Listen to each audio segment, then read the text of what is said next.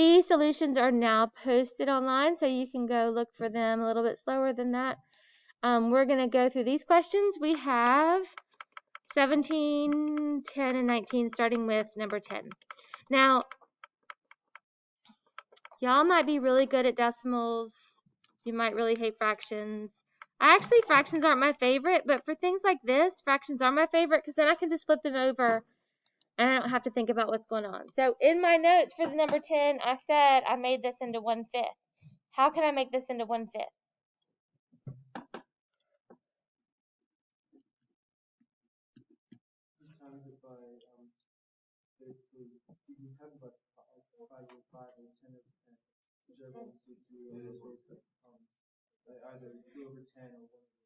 So that, you got there right at the end. This part, if you just say it out loud, what do you say? 2/10. So however it is that it makes sense for you, go there. I like to think of this as negative. So this is 2/10 to the x. I can see it as a fraction. It's less than 1. And then I went ahead and said 1/5. And I like that a lot personally because if I have negative exponents, it's going to be big, right? It flips over.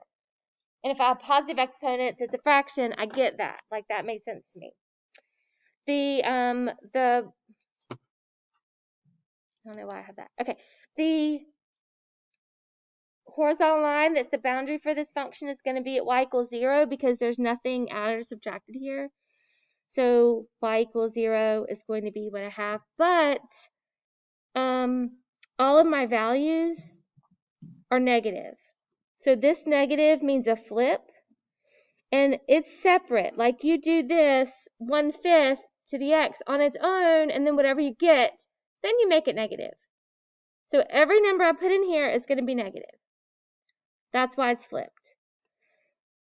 So how did y'all do this? Did you just do a chart? Did you know what it looked like and flip it over? What were you thinking? So we started with 0 for x, and then plug that in, so you got what? -1. So that's the starting point, because that's what makes the exponent 0. If you thought of it, so what I'm saying to you is, hey, normally exponentials go through this point and go up. Y'all with me so far? But this one's 1/5, so it goes down. But this negative is a flip, which means the function looks like this. And it goes through this point, which is the 0, -1. And then you can confirm it by plugging in more points and seeing if that works. So do you want me to play that game again? Or did you get it? Exponential has a shape. This changed it. This changed it again. And then you can go through and have some like guesswork about what it's supposed to look like. 0, -1. If I plug in 1, I'm going to say -1/5 to the 1. That's -1/5. So it should be even tighter to this horizontal line that I didn't draw in there, because it decreases a lot more than 1/2, which is the sort of basic one we've been doing. So really it should have been a little bit tighter to that. And then I could plug in, so that's -1/5. I could plug in -1 on the other side, and it should be down more. It should be a bigger negative number, if you will, which would be -1/5 to the -1. We had this on our test, right? This means down, and this means flip. So I'm going to do this part first. That gives me -1/5 to the -1 is 5. So this should be at 1, 2. So again, it should be tighter. So in reality, my graph, the sketch, should have been closer up that way and then faster this way, because the 1/5 made it grow faster in the wrong way. So it's really decay. So when you asked for this one, was it because it had 0.2 and you weren't sure what to do with that? Maybe you should have taken that and used a calculator, which I totally get. But do you see why I like a fraction for this one? because flipping it over is super easy now. Cool. Okay, thanks, Parker. So that was 10. 17. What does 17 ask for? 17 says, let's do something similar, but they went ahead and gave us a fraction, but then they shifted this. It says state the domain and range. I don't even know that I did that on mine, did I? Ooh, bad teacher. Okay, so let's do that for this one. 17 says this is flipped. This is vertical flip. If my x had been negative up here, that would have been horizontal flip, but I don't have that. So I do have decay. I do have a negative, so right shift. So my starting point, which is usually 1, 0, is now what?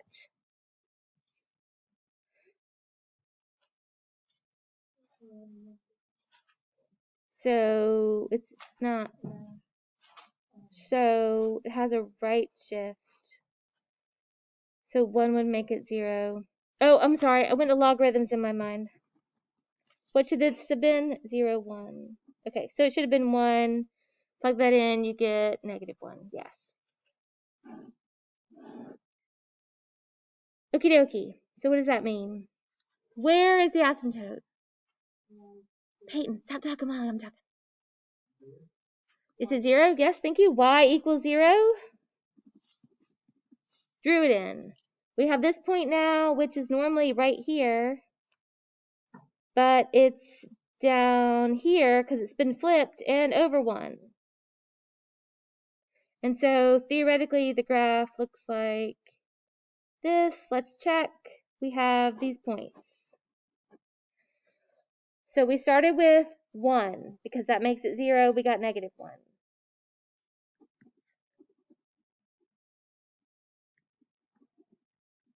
Parker, what do you need? Okay, put your mask on. So I need points on either side of 1. What would you like?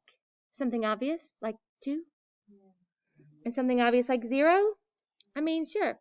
So 2, that makes it -1/2 to the power of 2. 2 minus 1 is 1. I'm done. -1/2. So at 2, I'm at -1/2. So it's looking like this. And then at 0, I'm at -1/2 to the -1. Flip her over, -2. 0, -2. Oops, 0. There.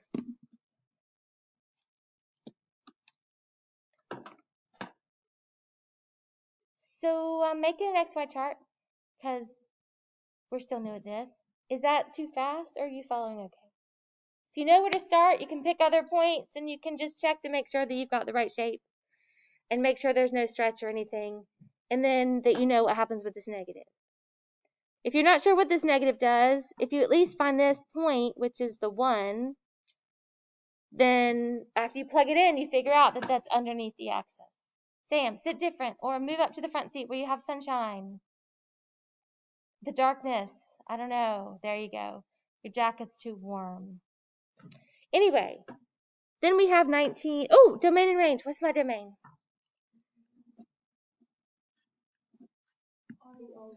All real numbers. It's an exponential. That's the rule. So that's always the case. But the range this time flipped. So the range is now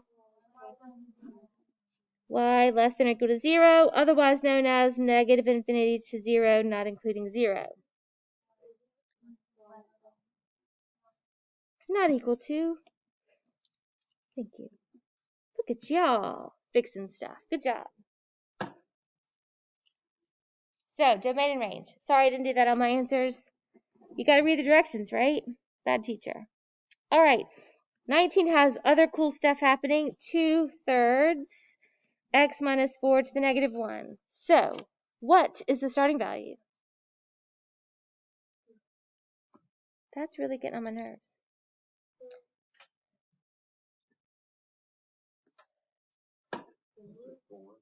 4 is the x value. What happens when we plug in 4? we get 1 minus, so yeah.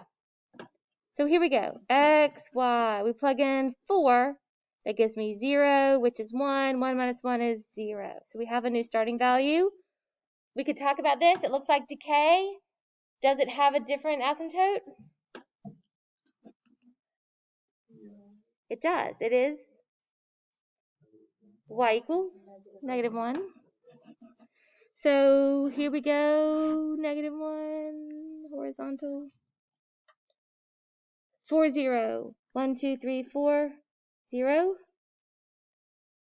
and it's decay. So if you're following what we're doing, then growth means it grows bigger, decay means it gets smaller. It should theoretically go like this. Like, I'd like for you to have enough of a working knowledge about decay that you can imagine it, and then verify it with some points. So we're going to pick obvious things like 5 and 3.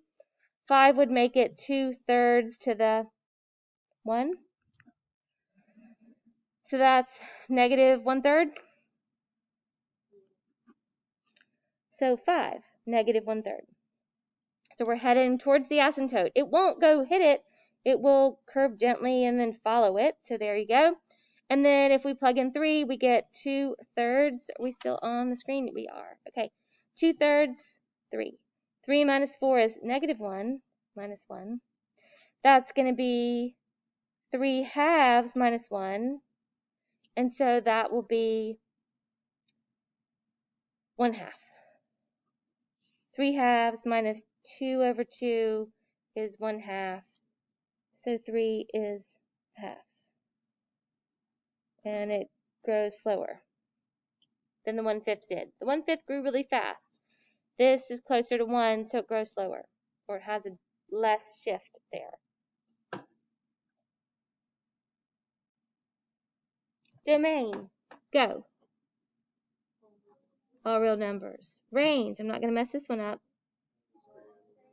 Greater than -1. Y greater than -1. Otherwise known as -1 up to infinity with the little soft parentheses. I'm going to keep writing that so it makes sense to you. Not including this number means parentheses.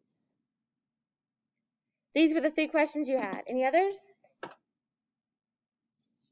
No? Okay. If you've got your calculator, find that. If you don't, you can follow along, but it's fun to play with the numbers and play with table sets. So we're going to look at 7.3, which is the same kind of thing, but we're going to learn a new irrational number that we didn't know from before. So what we're starting is a theoretical discussion about what happens with interest. For example, if you have something, we're going to call this something very, very basic, and you have, you don't have a number in the front, like a principal value like we did before, but if you multiply anything times 1, it's the same thing, right?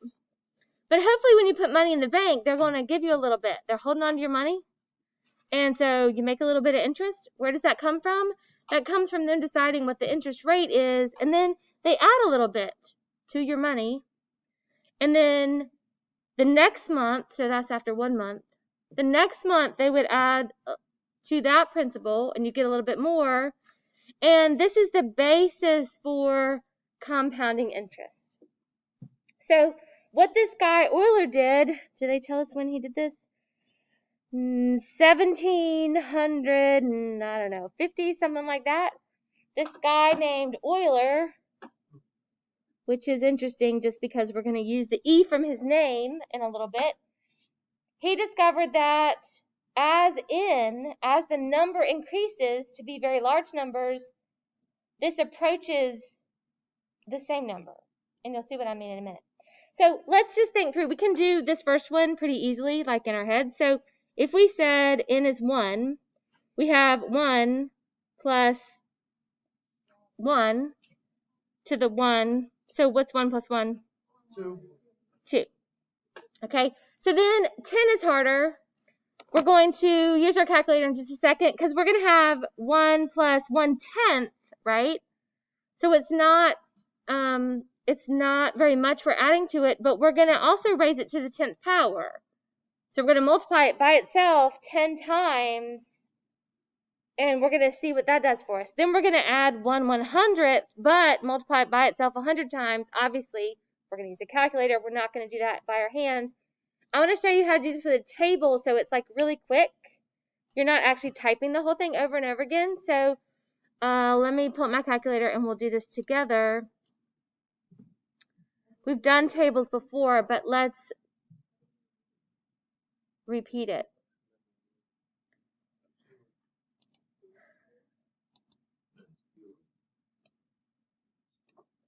So I'm going to type this in, except it's not going to have an N, it's going to have an X. Notice how your little button has an N on it though, right? So it represents N as well. So I'm going to put the parentheses on there because I want the whole thing to have the exponent. I'm going to write 1 plus, I'm going to use a fraction. To do a fraction, you can use green and X if you have this calculator. So 1 over X. I just wrote N because that's what they have in their book. And then how do I do an exponent? We'd call that a caret symbol, the little arrow, and so we'd put an X up there too, and now we have this function. I don't want you to graph it. If you do, fine, but don't. We're really trying to fill out this table of values first. So I'm going to make this a little bit smaller so I can see my paper too. I failed.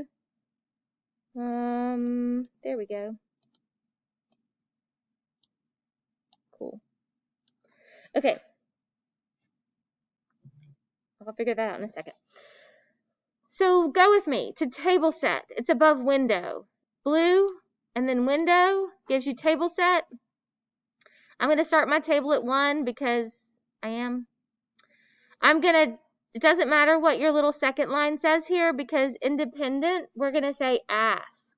So if yours doesn't look like that, arrow down and go to ask and hit enter and say calculator, please ask me what to enter, and it will. And then auto means once you tell it what you want, it will give you an answer. It'll automatically give you an answer. So yours should look like this. Does everybody find table set and you're good? So second and then window. So I want you to look like this. And then go to second table, which is above graph. And mine's already set up conveniently. I guess I did this not long ago. So I'm going to type in 1 for my first value, and it will give me 2. That's what we found in ours. Then 10 was next in my chart. Here's my chart. And then 100, and then 1,000. I've got 100,000. So I'm going to write those numbers down. Can you get your chart like that? If it doesn't already have numbers, you just go and you type them in. That's what the ask part was.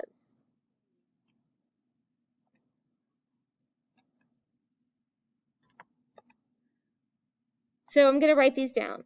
2.5937, 2.7048, 2.7183. Oops, that wasn't 1,000. That was 100. So I changed mine. I need to go back and fix mine. Who knew I did this last? Here. Okay, so I've got 100 and then 1,000. Well, I guess I was right. 2.7048, 1,000, 2.7169, 10,000, 2.7181. What do you think we're going to get when we put in like a gazillion billion? 1, 2, 3, 4, 5, 6, 7, 8, 9. Okay, so it stops changing when I get even further. I don't remember how many zeros, but it says 9 zeros. So 1, 2, 3, 4, 5, 6, 7, 8, 9. 2.7183. So what does that mean? That means that if we add just a teeny tiny amount to 1, we have to recall what our equation is. Here's our equation. If we add this itty bit, like so small, right? If you add 1 over 9 zeros, what's that?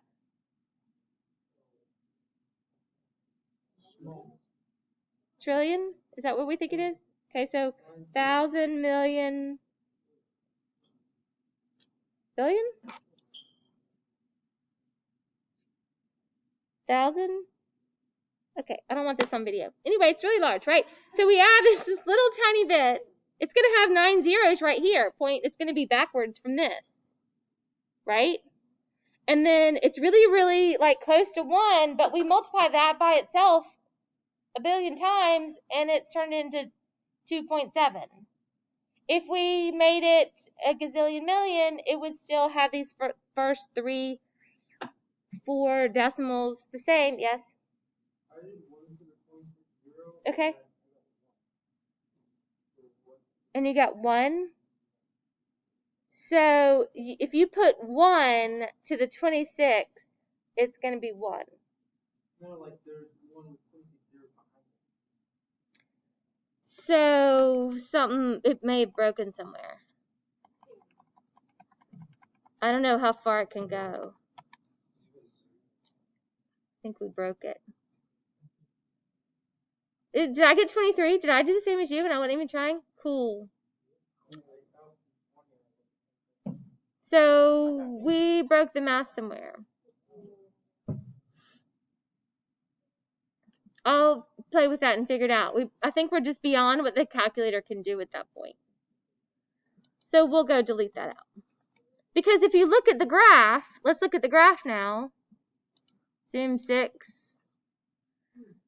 We didn't look at any negative values. My chart doesn't show any negative values, okay? So I'm not gonna look at the negative side. I'm gonna look at the positive side. And if I change the window to include a whole bunch of x's, I'm gonna add some zeros here, maybe not 26 of them. There's a bunch. It's pretty straight. So that means as I approach infinity, this is an asymptote. It's approaching this 2.7183. And the further I get, if I trace it and find a value, so I'm at x is, not that one, 674 million, wait, 100,000, 600,000, anyway, I'm at 2.7182798, and it won't change. If I make this graph any bigger, it won't get there. And so what happened is that Euler figured out that there was a limiting factor. As x approaches infinity, this equation approaches 2.718281828. And there's significance to that, and I'll talk about that in a second. I'm done with my calculator. Do you have a visual for it? Do you see what it's approaching? This is what happens with pi. They found this ratio approaches something, but they can never exactly talk about it. That's why we call it pi. The number for Euler's comparison of values is also after 1828. I don't remember what happens after that. There is a saying for that, but I can't remember. It's also an irrational number. So we call this E.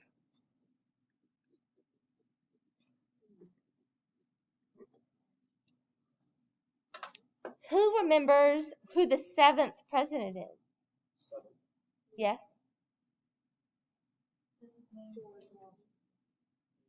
Did they not start with E?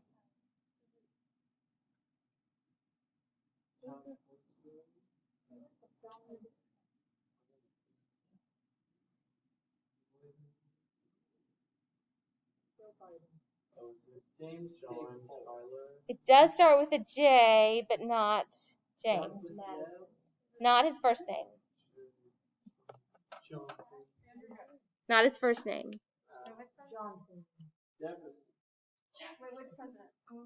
The 7th. It is. Okay, so Jackson. Jackson was the 7th president of the United States. Do you know how many terms he served? 2 terms.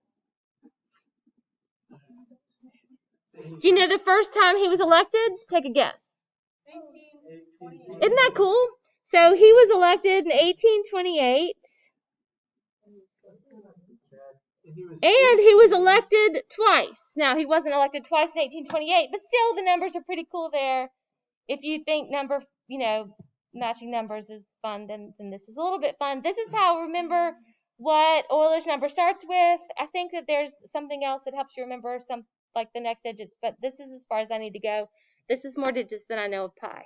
So anyway, this number e, we don't really need to remember all these, but it's kind of cool that there's some mnemonic that helps you get there. This number e is between 2 and 3. This equation is related to growth. So we're going to see a similar kind of equation when we start talking about compound interest, population growth.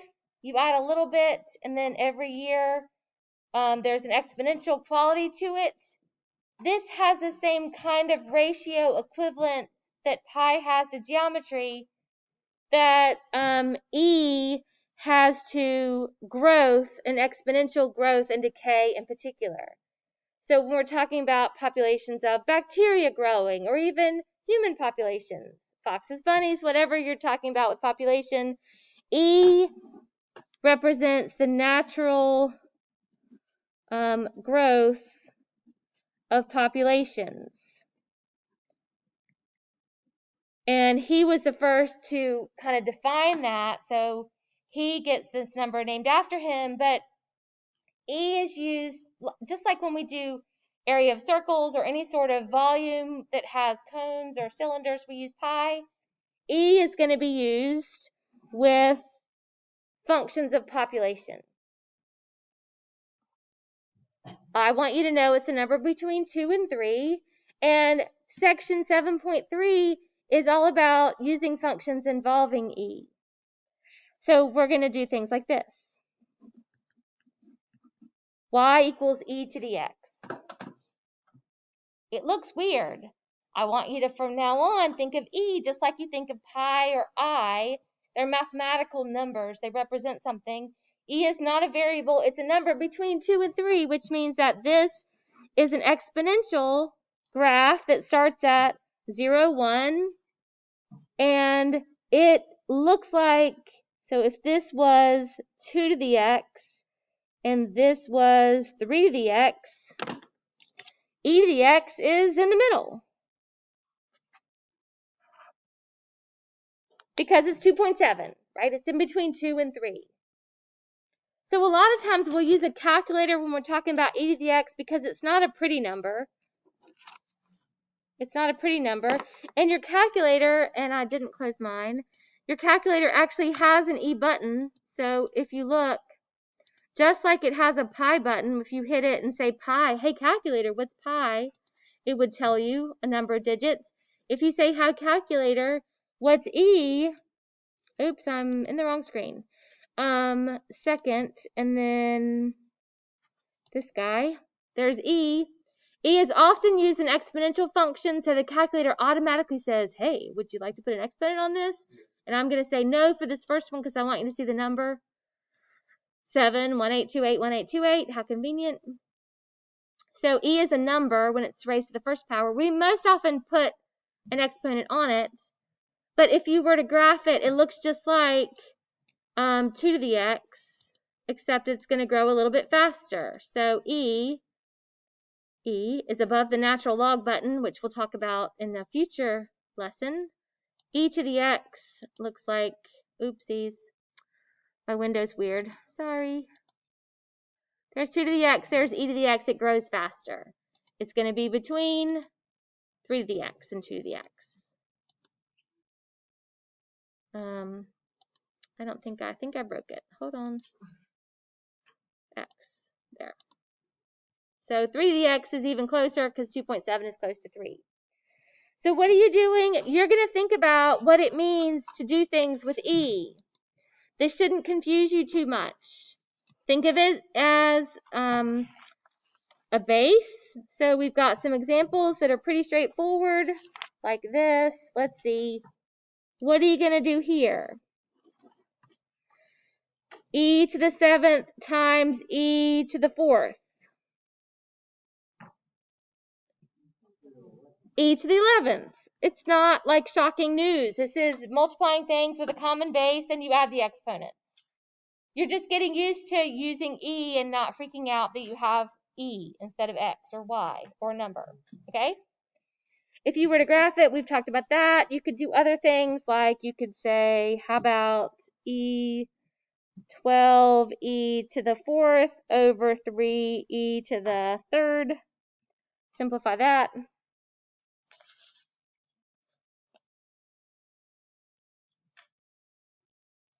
What's that? 4e to the 1st if you want, but you don't have to write the 1.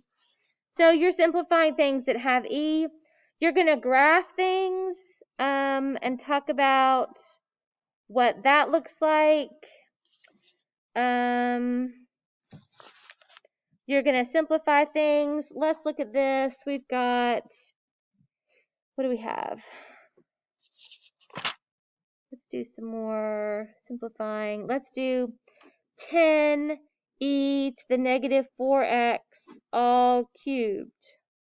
What does that mean?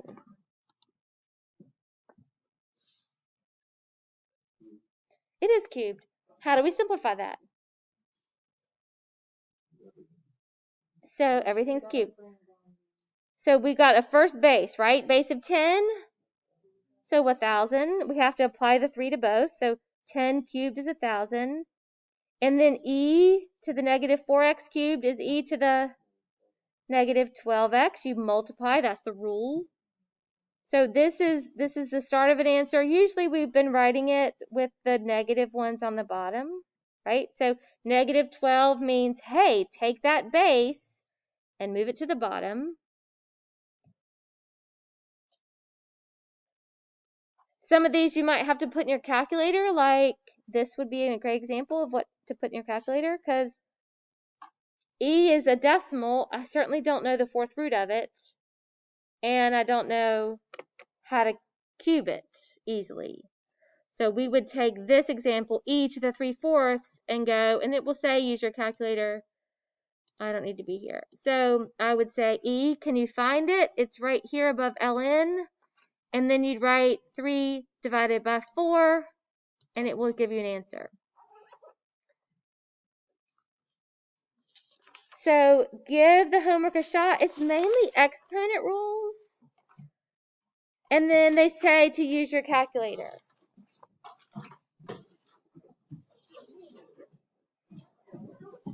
That's it for today. I'll see you tomorrow.